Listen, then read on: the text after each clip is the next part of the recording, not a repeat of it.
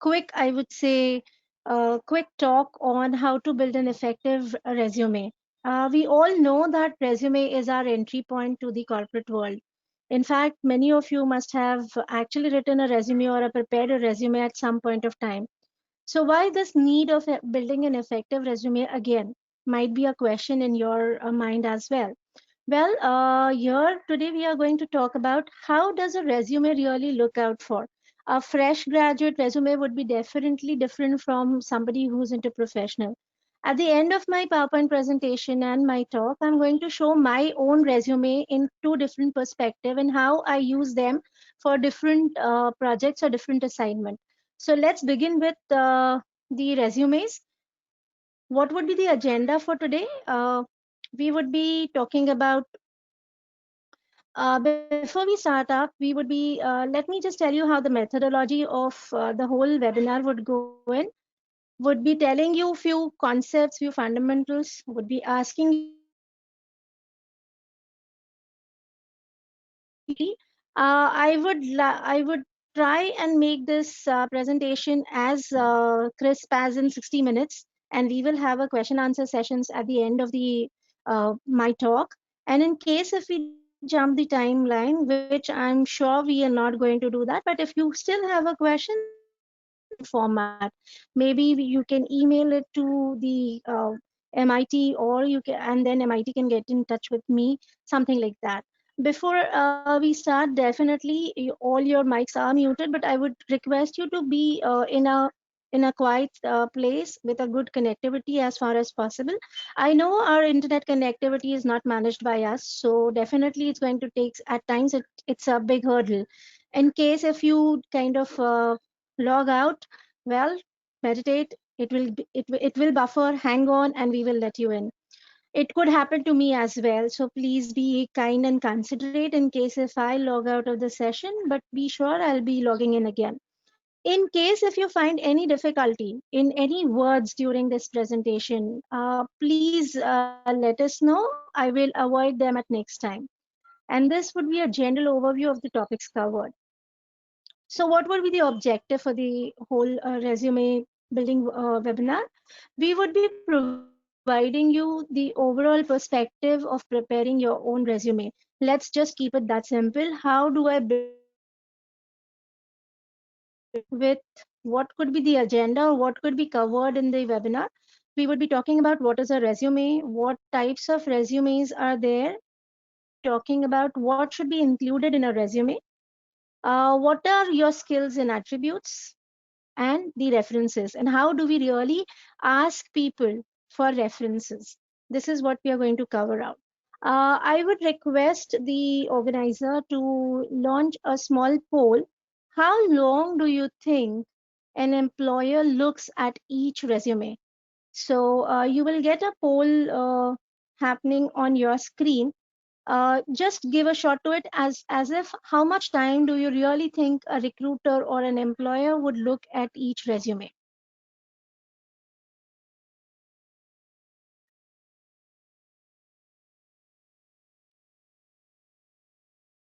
Okay. Any clue? What is the topmost answer?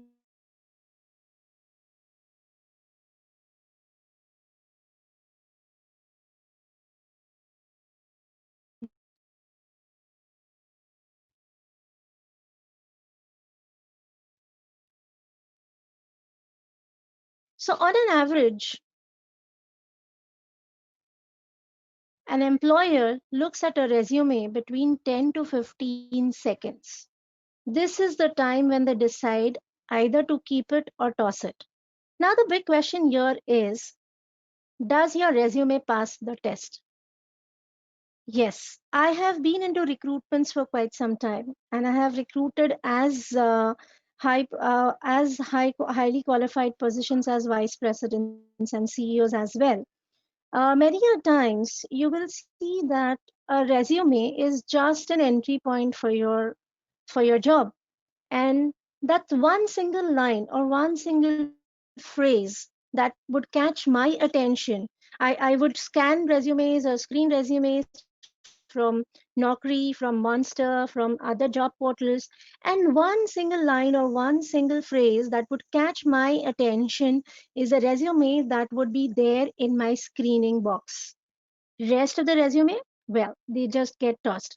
Even if the resume is really impressive in terms of formatting, in terms of the font size, in terms of the presentation, but still something that should catch the attention of the recruiter in that 10 to 15 seconds is what we say, or we say that the resume will be passing the test. So what is a resume? As we all know, resume is your own personalized advertisement of self. So what is your personalized uh, advertisement? Personalized advertisement is where you're talking about yourself, you're talking about your skills, you're talking about your attributes, you're talking about your qualifications, you're talking about your experiences. So all in all, it's a product. You are the product, and that's your resume is the advertisement of you. So definitely, as we all know, when we see an advertisement on TV, on air, or maybe on YouTube, an advertisement which gets you maximum attention is something which is interesting, something which is catchy, and something which really fits to the bill. So let me give you an example here. In case if I have to buy a car, yeah, I want to have a four-wheeler, and I am interested in a automatic transmission car. Obviously, the advertisement that is relevant will catch my attention. And the competition starts with which advertisement is really catchy in that particular domain or in that particular sector. And that's how we, as a candidate, I have to advertise myself in such a way that I'm not just interesting, I am relevant to the particular job position. And yes, it's the first meeting between you and your employer. You, in form of resume, is actually speaking to the employer. So your resume, your presentation, the way you put it across is going to matter a lot. So overall, it's your first step towards the employment. Yeah. So now let's see. Obviously, you might be thinking, okay, I'm a fresh graduate, so how am I going to put it across to my employer, because I may not have everything that is required by an employer. Or maybe you have some kind of professional experience. Maybe you have 4 or 5 years of experience in a particular field, and now you're thinking about how do I really put across my resume. So let's see how what types of resumes do we have. So we have basically a chronological resume which presents the education, which presents the experience, and also presents it in an order. It shows a steady job progression. Yeah, and it includes dates. It includes your experience with no gaps in work history. That's the chronological presentation of your information. Now, this kind of a resume would be an ideal for people with an extensive experience and no gaps in work history. Probably somebody who wants to get on to the similar position. So, say for example, somebody working as an accountant for 3 or 4 years now wants to get into senior accountant position, or maybe accounts manager. So that's where the chronological resume would help. Then there is another kind of resume or type of resume, which is a functional resume. Now, this resume is for somebody who has relevant skills and have umpteen number of accomplishments. You have a varied variety of work experience. I can give my own example here. I have been working, I started with sales, and then I moved on to customer service. Eventually, I moved on to trainings, and now I'm moving into coaching. Now, I have years of experience in this whole journey of my profession. I did also gain a lot of certifications and skills, yeah, and also had a variety of experience, right, from sales and marketing to customer service and eventually to the training and coaching. So yes, for if I am looking out for something which is maybe a kind of L&D director, or maybe into trainings, for my kind of a profile, my kind of a person experience, we could have a functional experience, for functional resume. But the balance would be where you have a combination or a hybrid of the two styles, which is a functional and a chronological resume. So, what is this hybrid style? This hybrid style is where I have my chronological work experience history and my qualifications. At the same time, I have the relevant skills which I highlight. I have my relevant experience which is highlighted. Now, this kind of a combo or a hybrid resume generally works for both kind of people, the graduate, the fresh graduates as well, the professionals, and it is most commonly used. And that's why it is more important to find out what is the best attention catching phrase in my resume that's going to attract the attention of the recruiter to keep me or to keep me above the sieve. So it's like I am sieving the resume. So something that passes through the sieve is selected, something that stays above the sieve is discarded. So what is that one particular phrase or one particular word? As we talk about SEO, search engine optimization, I can say resume engine optimization, which talks about one particular phrase or one particular word that will help me to sieve through and get selected for the resume for the recruiter's attention. Great. So I would request the organizer now to launch the second poll. The question is very simple. The question here is, according to you, which is the topmost trait the recruiter checks in?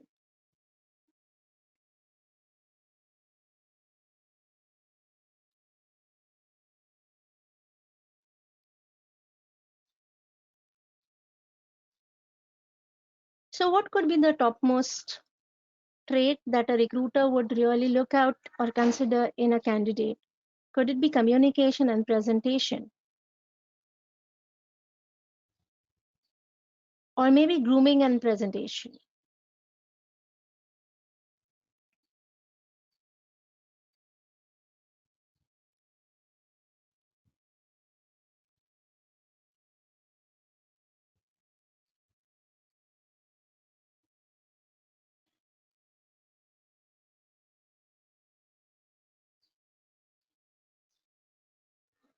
Okay, so the polls, I would be asking in the question answer sessions as well. You could ask me a few more questions.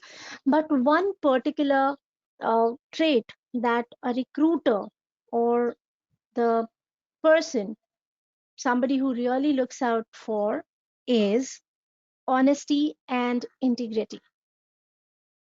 Yes, that's one particular trait that every recruiter would like to see or would consider while recruiting a candidate. Now, how do you really check out, or I let me just dwell a few seconds on how does a recruiter really check out on honesty and integrity just by looking at the resume? Many a times when we are putting our chronological order of experiences, we try to kind of play around with the dates, or we try to play around with the work profile, or we try to play around with the job designations. Now, what happens is if your resume does not show a flow of information, a seamless flow of information, even when you have a work gap, please put it across. Many a times we are tempted to just take that work gap away, kind of hide or maybe delete it, and then go on putting our work experience. In the first glance, mind you, my dear friends, the recruiter is going to be an experienced person. So, one glance at the resume, one glance at the chronological order of your resume, and the recruiter comes to know whether there are gaps, whether some information is deleted, whether there is something which is being played around. And that's why, at the first glance, if your resume does not show that honesty and integrity in your information, be sure that it won't be taken as a good presented resume. And that's why it is very important when you sit across writing or preparing your resume, you need to first make maybe a first draft and check out which information is flowing in a seamless manner. If it is not giving a perspective of a seamless flow, you need to work around with the flow, with the chronological order. Now let's go ahead and talk about what kind of sections a resume has. So a resume would be having header. We all know what header is, but I'm going to go one by one. So we have header, we have an objective and a personal profile, we have summary of qualifications, skills and attributes, employment and volunteer experience, education or certifications, and references. So header we all know. What is a header? Header is about name, address, telephone number, cell phone number, and email address. Let me just give you one small note on email address. Your email address should be as professional as possible. I know many a times we kind of make create an email address out of excitement where we talk about Batman1234 at the rate so and so, or maybe cool dude 1940 at the rate gmail.com. Now, these email IDs are very good and they are impressive when it comes for Instagram, when it comes for Facebook, or when it comes for sharing it with friends. But when you're sharing an email ID with a corporate, with a recruiter, see through that it's a professional ID. How could a professional ID sound? It would be your name and your last name.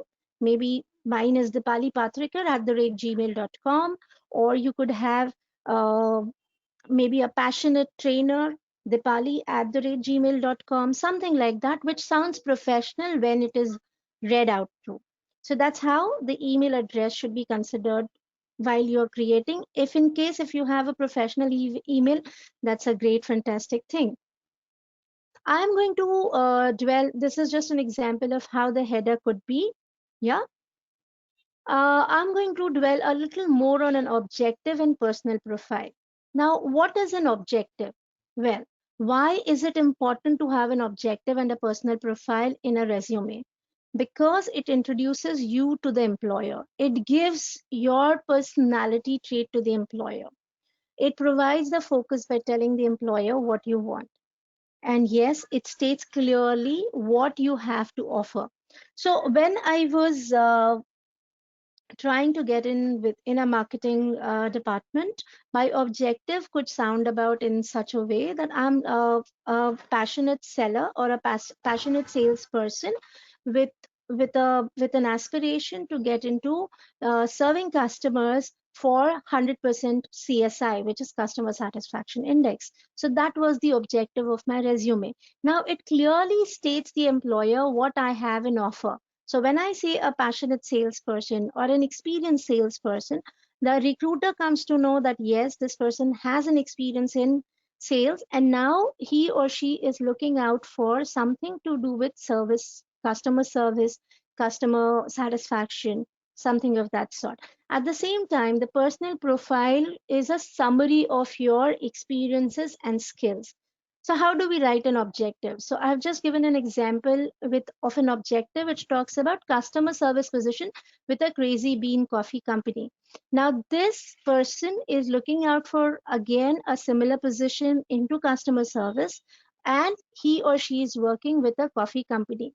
It could be any company. If you want to present your company, that's fine. If you don't want to put your company's name, then also it's fine. But your objective for the resume should be very clearly noted so that the recruiter knows.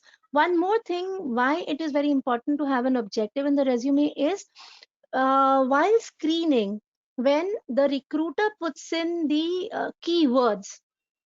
Yeah. Now, say for example, I am on the other side of the table and I'm trying to recruit for a key accounts manager.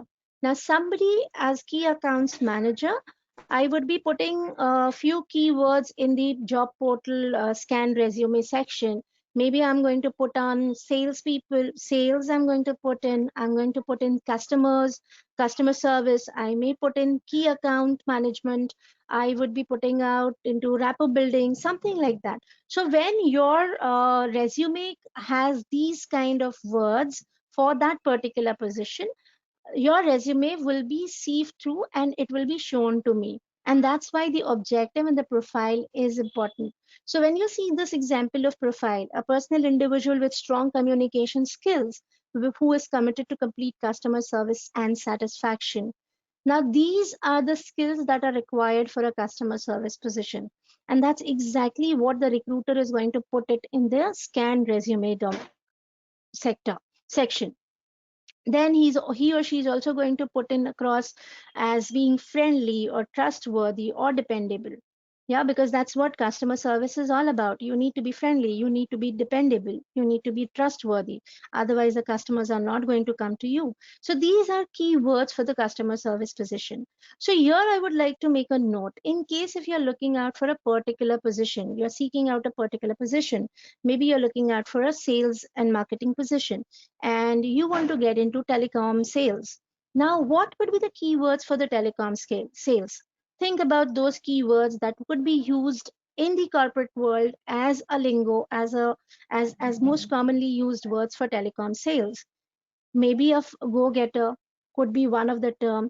Speed could be another term in telecom sales. Now, go back and try to remember your resume and find out whether these kind of keywords for telecom sales are there in your resume.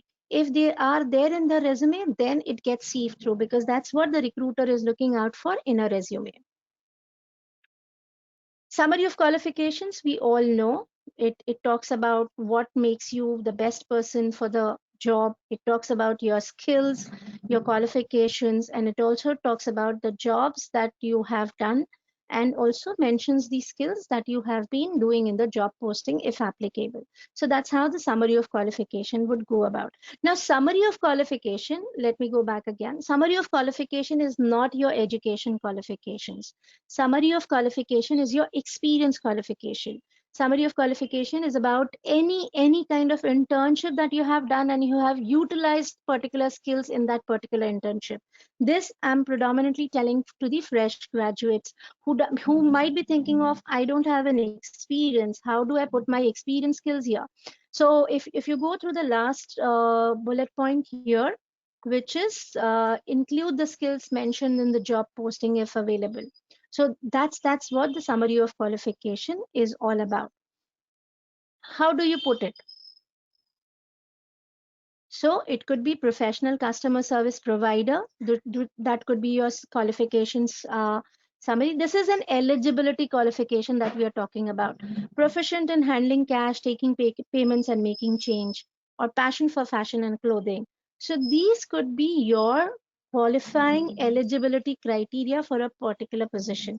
So if by going by the last bullet in qualification, the summary of qualification, somebody who is passionate for fashion and clothing, yeah, if this kind of profile comes to me, and this person has applied for visual merchandiser, okay, in a maybe in a supermarket, or maybe in a group like Reliance Trends, where we have different kind of domain.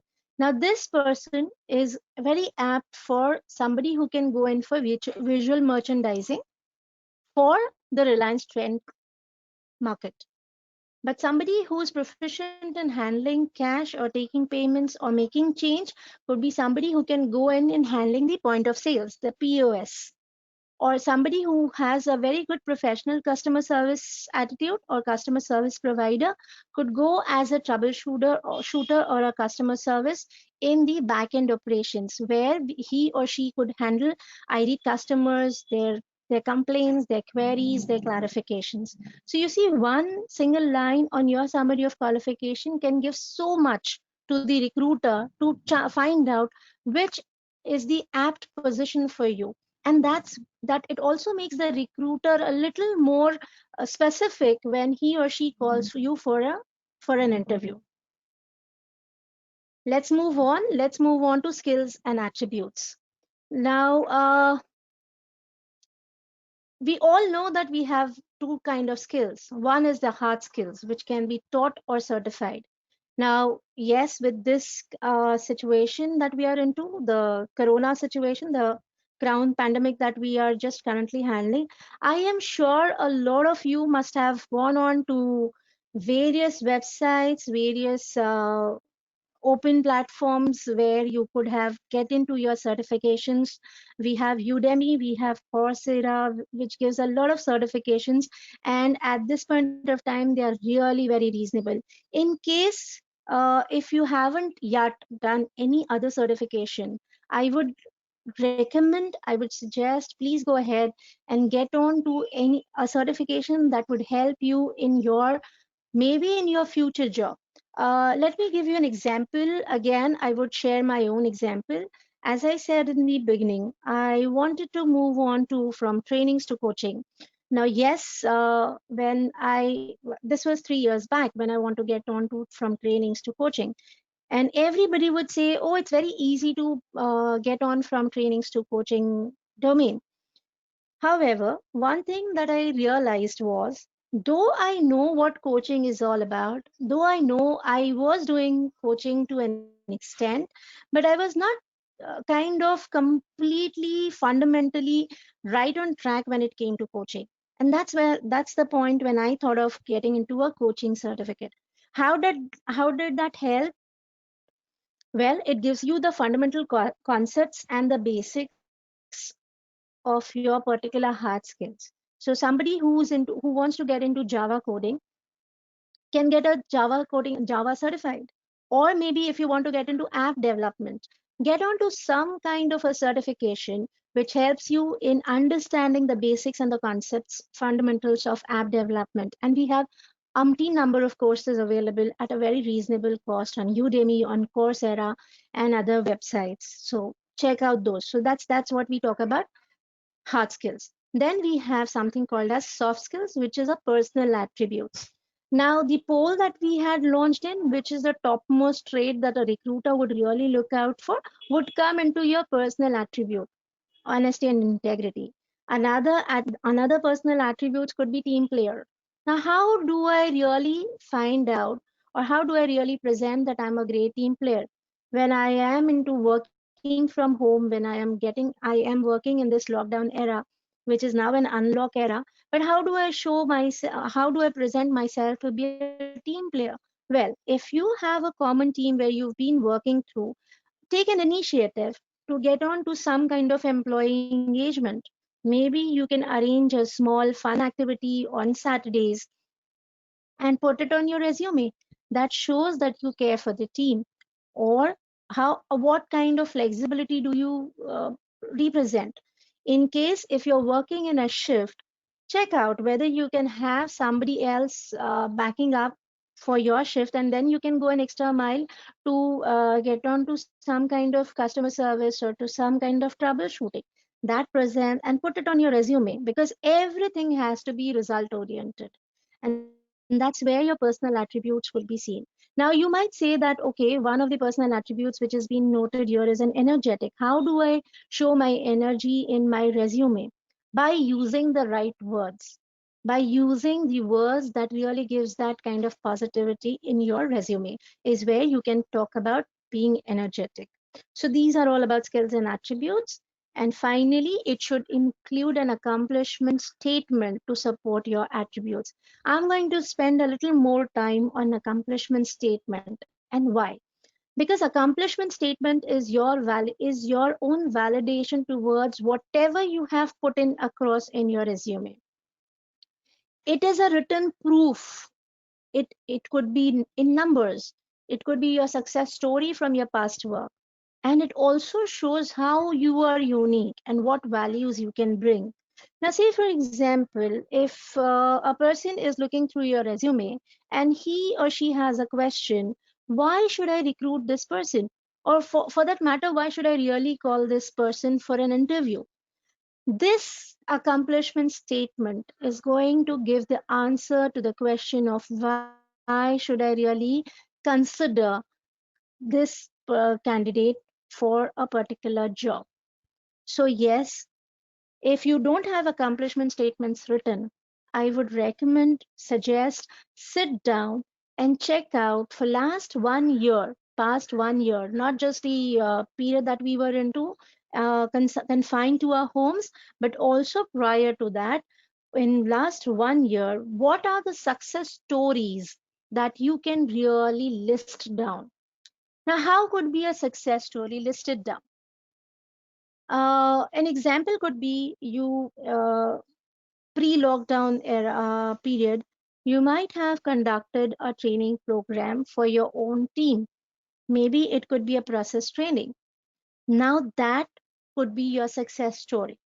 List it in such a way or write it in such a way that it talks about what you have done in that whole process of conducting the training program, the process training, how it has helped the team, and how it has helped the organization. So what we can have is, it could have a hard accomplishment statement where we use numbers, we use percentage, or we use facts. So it could be like, I have managed a team of 6 sales associates, and I have increased the store sales by 25% for the month of December. Now this is a very direct, hard success story.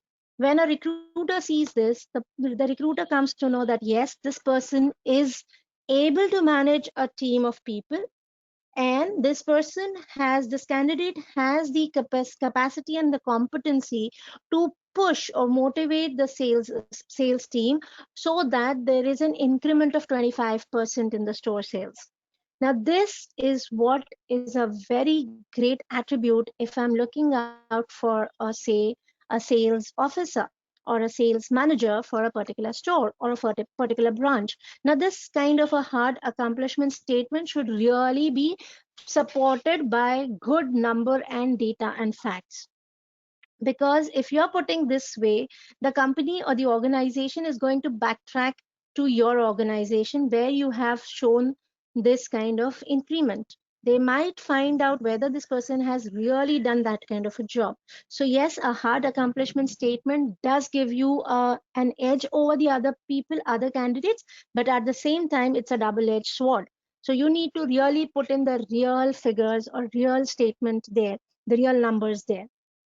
Another kind of accomplishment statement could be soft accomplishment statement, which uses the words and descriptions. So, as I was talking about the process training, you can also talk about something that where you have minimized the cost, you have reduced the turnaround time for a particular process, or you have helped the HR department or the L&D department in finalizing or structuring the pattern, something of that sort, where you say you have implemented a process training and that has dramatically increased the productivity and the morale. So this is a soft accomplishment statement which doesn't give you a hard hitting percentage or numbers, but it definitely tells what kind of attributes or what kind of traits the candidate is bringing to the table. So these could be an accomplishment statements that you could think of. Once this webinar is over, it could be kind of a self assignment for you. You can sit down, it's a weekend, so you can sit down and think about at least 5 success stories in last 1 year. Think about all those 5 success stories that you have as an employee or as a person who is trying to do it. Now I know what is running through the fresh graduate mind. Oh, I didn't have any experience or any sort of this kind of process training done for any of the job. How do I write my success story? Your success story could be something that you did it in the college, something that you did it in in your society, in your community. Maybe you have done with one of the NGOs or some kind of work that really gave you a feeling of accomplishment that I have done something good, I have done something great. That could be an accomplishment statement. When you're writing this success story, try to find out what attributes or what skills this kind of success story is exhibiting to the recruiter for a particular job. So, what could be an okay accomplishment statement? Train new employees could be an okay accomplishment statement. What could be a good accomplishment statement? Train new employees, resulting in increased satisfaction. But mind you, we are looking for the best. So there is one more level which talks about better, which is train new employees in 6 months, resulting in increased customer satisfaction. But what could be the best? The best could be increased reported customer satisfaction rate by 20% by providing effective training for more than 15 new employees in a period of 6 months. Now, you see, this accomplishment statement talks about what kind of increment in customer satisfaction, who all were trained, what was the number of new employees that were trained, and for how long. That's where we talk about the questions. When you write your accomplishment statements, you need to also think about, is it answering all the questions, the 5 W's and 1 H. What are the 5 W's? The 5 W's are what, when, who, where, and why, and the 1 H is how. So that's where you stick through and design your accomplishment statement. We all know how to write the employment experience. Now, fresh graduate people, please don't get jittery in your place. I am going to come across, if you don't have an employment experience, what can be written into. So employment experience could be your job title, your name of the company, the dates of the employment. It could be years only, and also the location of the company, which could be an optional thing. How can it go? It can go in what was your designation, which was the company, and from when to when. That's how the employment experience could be written. Now, fresh graduate people who doesn't have an employment history or an employment experience could either write their internship experience. Probably you have done 1 or 2 internships, you can do that. Or you have a summer project internships, you can have the summer project internships as your experience. So rather than writing it as an employment experience, you can write it as an internship experience. Or if you have worked somewhere as a part-timer, you can write it as a part-time employment experience. So that's how you can write down your employment experience and your internship experience. Apart from that, in case if you have volunteered somewhere, then you can write those volunteering experiences as well. Now, what are these volunteering experiences? These are the non-paid work experiences. Many a times there are companies which would get on to your work out for a non-paid work experience. Maybe you have done some kind of a survey for a fast-moving consumable good company. That could come into as your non-paid work experience because you have conducted the survey for that FMCG company, or you have managed the bills, or you have, if you have an accountancy as a qualification and you have tallied the accounts for one of these small organization, you can write down as a non-paid work experience in a volunteer experience section. It could be you have worked as a caretaker for an NGO, or you are a Rotarian, or you are a teacher at the Teach India, or you were a scout or a guide, or you were a traffic warden, something like that. You can write down as a volunteer experience. These days, there are a lot of opportunities to get onto the volunteer experience and write those. Why it is important to really represent your volunteering experience? That shows your initiative taking trait or initiative taking capacity. Are you a self initiated person? If you're a self initiated individual, as a recruiter, as an organization, it becomes a little more easy for me to train you. Mind you, people, at times as a recruiter, as an organization, I may not see somebody who has great academic qualifications, who is somebody at the topmost in the academic scores.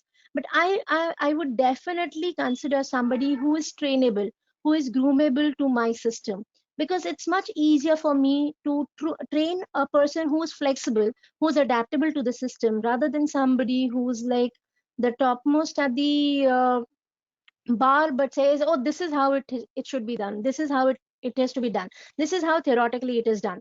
So I would always prefer to have somebody who is flexible, adaptable, and trainable, and my volunteer experience gives me that kind of sneak preview of how the candidate would be in adapting and being flexible. So that's how you could present your volunteering experience. Now we are talking about education and training, which could be high school, post-secondary school, or training. Any certificates that you have done, maybe you have a first aid certificate, or you have a food safe certificate, or you have an ethical hacking certificate. So please put on all those certificates that could be relevant to a particular job. Or if you have a professional development certificate. Now, these workshops with no certificates can also come into the professional development. So you can put in case if you are attending too many seminars on various personality development or professional development topics, write down that you have invested, say, X amount of time, maybe 20 hours in a month, you have invested in attending these kind of workshops, these kind of webinars that has increased your horizon, that has expanded your horizon, that has enriched your perspective and thought process. Even that would matter when it comes to understanding what kind of person you are and what kind of traits you bring to the table.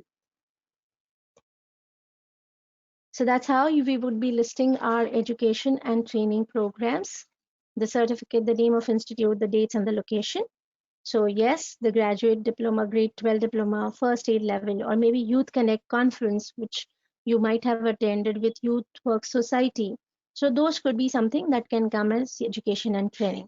Now let's talk about references, which yes, why references are important?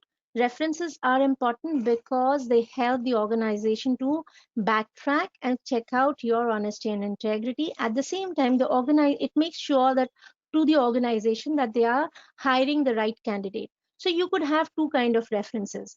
One could be your background. For the background information, you can provide the employer with the background information, or you can have somebody who gives you the personal background information. Now it should be on separate sheet, yeah. And at the most, generally the organizations would ask for 2 or 3 references, which are more than enough. At times they may not ask you for the references in the resume, but they might ask you for the references at the interview. How do I find what kind of reference would help me? Now go to your maybe if you are in the employment, go back to your organization and check out if you are in accounts department. As far as possible, try to find out if there is a senior level person who could be your reference. But before you actually give his name and number or contact details, you need to ask the person that, sir, ma'am, I would like to give your reference in my CV or in my job seeking, job hunting process. Is that okay? Now that's where networking, rapport building is important. Because if I have to give a professional reference, it has to be from my employment background, or it has to be from my college background. Now, if I don't have a very good rapport with people, obviously they are going to not agree to become a referring point. And that's where it's very important for you to check out what kind of connections are you building up. So for professional references, yes, predominantly it has to be somebody from your employment background, from your from your academic and qualification background. Maybe it could be for fresh graduates, if you have done your internship, it could be somebody from the organizations where you have done your internships. For personal references, it could be somebody, maybe your neighbor, maybe your friend, who has some standing in the in the overall scenario. Somebody who is working somewhere, maybe your friend is working in an IT firm and you are working in another organization, and both of you know each other for a very long time. Now your friend can become your personal reference. Again, the way I said it for the professional reference, the person should know that you are putting his or her details on during the interview or on the resume or in the job site where you're applying for as a reference. Else, what will happen? If you don't give the feed forward to the person who is your reference, if the call comes in, the person may not pick up the call, or the person may not know what to tell. So you have to tell the person that this is the job that you are applying for, or this is the kind of employment you're looking out for, and you are one of my referral point. The organization might call you back to check on whether I have given the right information or not. Again, how can I build my references? So, since we are talking on rapport building and we are talking on making networks, one very important and I would say a very beneficial profile could be a LinkedIn profile. I hope everybody knows about this website called www.linkedin.com. In case if you don't have a profile on LinkedIn, please make a profile on LinkedIn, because LinkedIn is the most extensively used professional platform for networking. It helps you in connecting with the like-minded people in your profession. It helps you in getting your skills and your accomplishments endorsed by people of the industry, but you'll have to start slowly and build on to the profile. Now, how do I use LinkedIn? LinkedIn is not a Facebook. Please remember that. Facebook is for your personal connect, wherein you put in your personal photographs, your personal shots, your personal stories, and stuff like that. LinkedIn is not personal, it's very professional. So, your LinkedIn profile should be a professional Outlook profile. See through that you get connected to the like minded people and the likewise people. So if you want to make a career, now I'm not talking about a job, I'm talking about a career. If you want to make a career in, say, automobile sales or in artificial intelligence, now you need to check out on LinkedIn what kind of people can help you in gaining that information and what kind of people can help you in referring to that particular field. And that's where you start building the profile and start connecting with people. Another thing that you can do on LinkedIn to increase your validation and you to increase your credibility is you start posting something that is related to a particular domain, say for example artificial intelligence, AI. Now you might have read a very nice article on AI. You can put in a blog on LinkedIn from the perspective of what that article referred to or meant to you when you read it, and that could be a very good credibility point for the recruiter to check out if you're looking out for a career in an AI. That's how you build in your LinkedIn profile. So that's where what we were talking about, the types of references. It could be work, academic, personal. The personal would somebody who would vouch for your good character and desirable personality traits. And yes, before you put down the contact numbers, I would request to please ask the person to whom you are referring as a reference to the organization whether it is okay to put in the contact details. Else, at times, people get offended if you don't ask them and you just simply go ahead and put their contact numbers. Before we get on to the questions, I would like to show you a very quickly. I want to show you how do two different resumes look like. So just give me a moment. I am opening the one of the resume which, yeah. So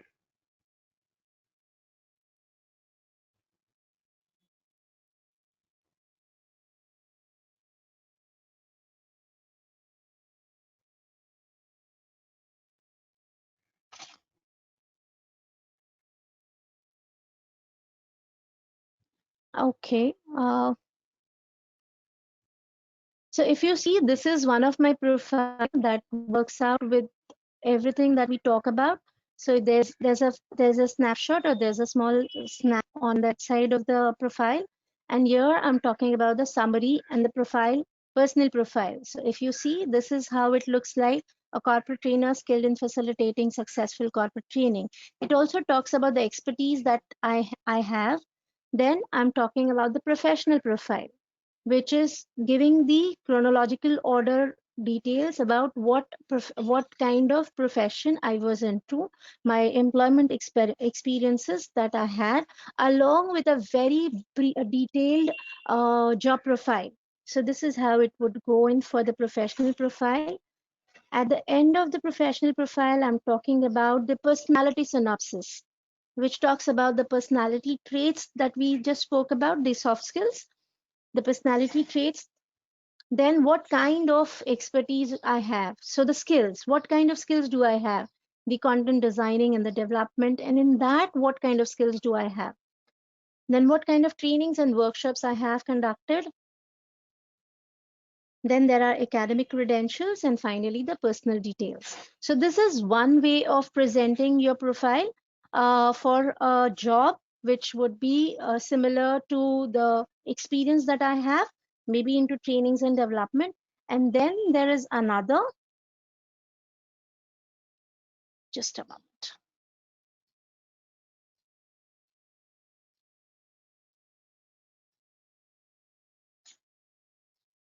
Now, this is very particularly for a profile. Now, we don't call this as a resume, but it's a very short profile which talks about my expertise. Now, it just gives a synopsis of what kind of experience I have. Yeah, what kind of experience I have. So you see again, there is a photograph on the left side along with a synopsis of what kind of experience I have.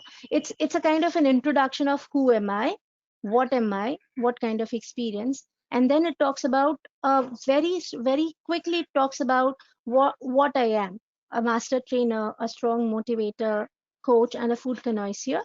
And then I also have the kind of training expertise that I have. So what kind of training I have done in my whole career.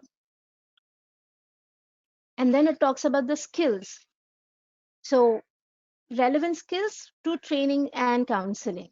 So it talks about the skills, and on the right hand side you'll see what kind of clients I have served. So this just gives a very quick review of what I am, what I have done, and how do I really go ahead with my overall profession of say 20 years of training. So this is what it comes out to be for a trainer. Uh, I think we have covered uh, most of it. I would be now open for taking up any question and answers. Thank you, ma'am. You're The welcome. first question what we have today is if I have any career gap or an education gap, how should I deal with this Haha. situation while preparing a resume? Okay. So as I said, the one of the most important trait that has been considered with a recruiter is definitely honesty and integrity. So see, it's life after all, and we all are in uncertain situations, and it could happen to anybody. It could happen to me. It could happen to you as well. So what you can do is you can give the exact dates. You don't have to tell that, oh, I took a gap in this particular year. But say for example, you completed your graduation in 2012, and you started working in 2014. Yeah. Now in these 2 years, when the recruiter sees that, the recruiter comes to know that you have a gap. When you come back, when you are called for an interview or you are called for a telephonic round, the recruiter is going to ask you that there is a gap in your CV. What is it? Please be sure what you made out of that gap. Even if it is like, oh, I was facing a life crisis and I tried to handle it, it really shows how much resilient you are in coming out of the crisis. Many a times, what happens is the candidate doesn't want to really talk about the challenges, but that's exactly what the recruiter wants to see. Even when you were facing some kind of critical situation, how did you come out of that critical situation, which is absolutely fine. So if you have a gap in your education, say you had a drop for a year, why did you have a drop for a year? Oh, I was just floundering around with my friends. Fair enough. But if that after floundering around with your friends, if you realize that no, this is not going to work for me in my life, I came back. And that should show on your academics that okay, I was a fool. Why is it so difficult to say that I did a mistake or I committed a mistake? Don't just try to hide it, because some way or the other the organization is going to know that there was some kind of hiding around or manipulating with the dates. Kavita, I think I have answered the question. Any other question that you have? Yeah, next question is from Surbhi. So she says Uh-huh. that I am currently working in technical domain but wants to move to management. As my previous experience will not be related to the current job requirement, can you suggest any points to be included in the resume? Okay, so I assume that if you are into technical domain, that means probably I'm just assuming that you're working in IT firm in software development or something like that, or maybe on the back end in testing or some. Now, what is management all about? If we have to talk about management, it's about managing the whole scenario. Now, in your current profile, you might be managing some deadlines. You might be managing some kind of projects. You might be managing the customer end, maybe end user, or you are trying to troubleshoot with the customer's queries. Where you need to give your profile in present your profile in such a way that talks about how have you managed customer end or the end user, or how have you handled your timelines, how have you worked in a team. That also talks about management. That could be one thing that you can do. Another thing could be you can get along with some kind of a management course. It could be a quick, maybe an executive, I would not say particularly executive MBA, but you can have some kind of a diploma done in management, and then you can put it in your resume. Okay. So the next question we have is, mm, can a family member be our reference if you have worked for them with some project? Yes, they could be your reference, but a family member would be considered as a personal reference and not a professional reference. What you can do is in your employment history, you can say you have worked with your father. If your father has a business and you have worked with your father, what you can do is and if it is if it is a non-paid work or if it is a paid work, you can give it as an employment history, and then you can have an experience certificate from your father's firm. As far as possible, see through it that it's not a very closed relative like your father, your mother, or your brother or your sister, because in organization, obviously it's like this. If I have my son and my son has given my reference, definitely I'm going to talk good about that my son. I'm not going to really talk some uncomfortable questions. I'm not going to answer those kind of questions. So as far as possible, see through that it's not a very close relative. But if it is a far-fetched relative, like maybe your cousin uncle or maybe your cousin, somebody with whom you have a proper setup, you can definitely give that reference as well. Yeah. So the next question we have is, what is the difference between a CV and a resume? Okay, now CV is a curriculum vitae, whereas a resume is a complete information. Curriculum vitae talks about the chronological listing of your whole journey. Say it would be talking about your schooling, it could be talking about your education qualifications and everything that was done with your curriculum. Yeah, whereas a resume is a functional point where it talks about not just talks about your qualification, but it also talks about your skills. And then we have a third type, which is a biodata. Now, where do you use a CV? Where do you use a biodata? And where do you use a resume? So, biodata is generally used for matrimonial site, which talks about your height, health, your weight, your fair skin, your dark skin, and all your medical history and stuff like that. Or it could be used for maybe few government services as well. CV would be for your admissions, your college admissions, your university admissions. That's where the CV could be used. Resume is something that is commonly used or commonly been sought after for in corporate world, because it talks about both your skills, your attributes, and your chronological employment history and your education qualifications. Okay, and I think this is the last question. So is Yeah. there a limitation on number of pages in a resume? As far as possible, see through that your resume does not cross 3 pages, because that's where the span of attention goes down. If you are able to put it across in 2 pages, nothing like that. But if you have a lot of experience in terms of lot of employment history and you want everything to be put it across, so somebody for say 25 years of experience and trying to build in a profile and a resume would run into say 3 pages, that's fine. But then the recruiter knows that okay, this person comes with a 25 years of experience, so it's okay with 3 pages. But as far as possible, if it is for say 3 to 4 years of experience, 2 pages are more than enough. Okay, so I think that was it for the question and answers.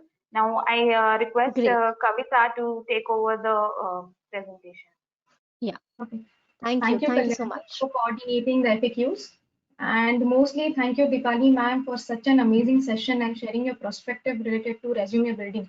We are really privileged to have you Thank you. today. And thank you, everyone, for joining the webinar. We really appreciate all you being here. And we will see you for the next time for the next webinar. I declare hereby the webinar is over. Thank you so much. Thank you, everybody, and all the best. Stay safe, stay healthy. Thank you. Thank you so much.